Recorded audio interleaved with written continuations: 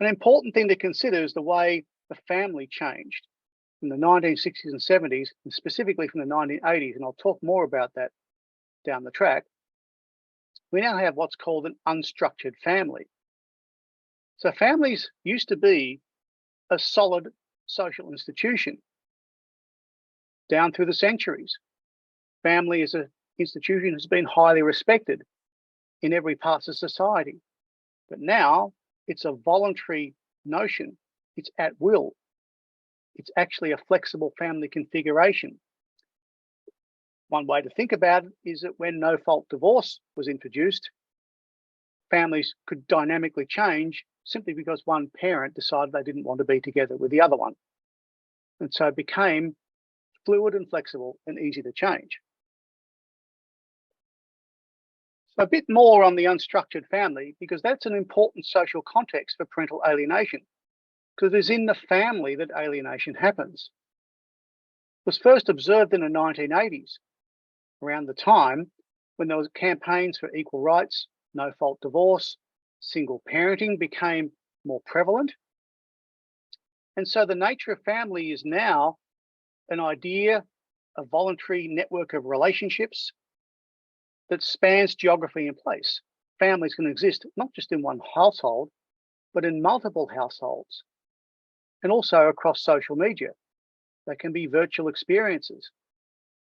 So I think of them as more of a configuration rather than a system, because a configuration allows us to think about how easily they can be changed by one parent just deciding they don't want to be part of that family anymore, or they want to change that family completely. I talked earlier about socially constructed identity.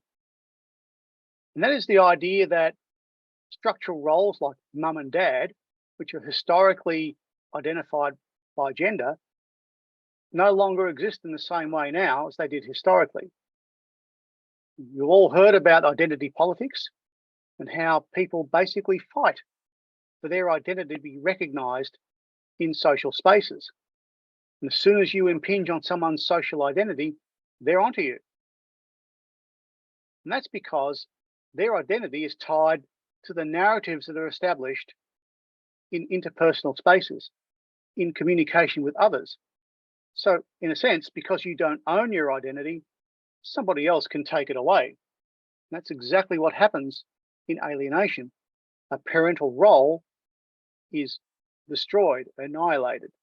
And a parent who once knew themselves to be a mother or a father can no longer hold that identity in the family.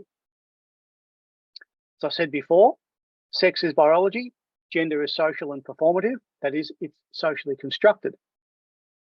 It's a big price to pay when you think about it, that another parent in a family can define a child's relationship with them as a price that child pays for an identity.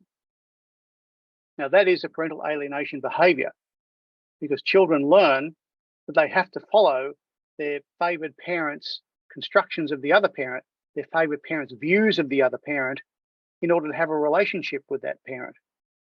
Because an alienating parent can signal very implicitly that they do not approve of the child being favorable to the targeted parent. That's a way of also corrupting the attachment between the child and the favored parent.